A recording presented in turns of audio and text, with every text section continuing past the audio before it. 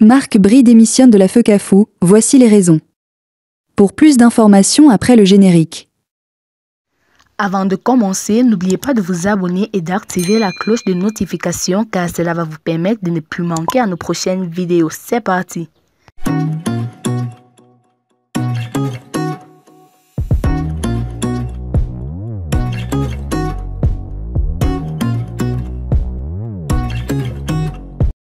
En fonction depuis avril 2024, Marc Bry a démissionné lundi de son poste de sélectionneur du Cameroun.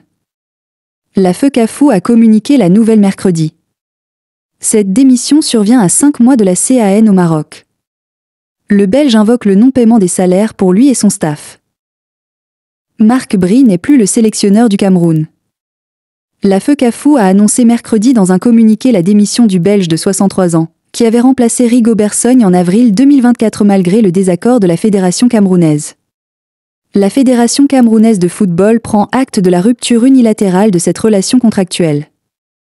Dans sa préoccupation constante de sauvegarder les intérêts du football camerounais, la FECAFOOT a saisi les autorités publiques compétentes pour l'élaboration et la mise en œuvre en urgence d'une réponse coordonnée visant à circonscrire l'impact de cette vacance à la tête de l'encadrement technique de notre équipe nationale.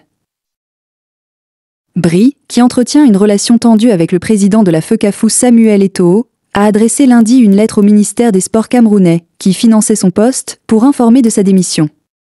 Il invoque le non-paiement des salaires pour lui et son staff.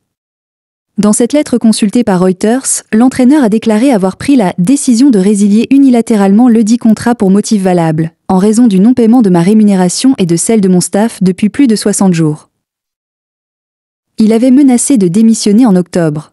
Moins de 2 mois après sa nomination, Bry avait été limogé avant d'être finalement maintenu par Eto'o. En octobre dernier, le sélectionneur avait menacé de démissionner après qu'un de ses assistants a été rayé de la liste des officiels par la Fédération du Cameroun, lors de la victoire contre le Kenya, 4-1, en qualification de la CAN. Avant donc de renoncer pour de bon. Cette démission survient à seulement 5 mois de la phase finale de la CAN au Maroc, 21 décembre à 18 janvier. Les Lions indomptables seront opposés aux tenants du titre, la Côte d'Ivoire, ainsi que le Gabon et le Mozambique. Et le Cameroun n'a pas encore assuré sa qualification pour la Coupe du Monde 2026 aux États-Unis, au Mexique et au Canada. Il est deuxième de son groupe de qualification avec un point de moins que le Cap-Vert, à 4 matchs du terme.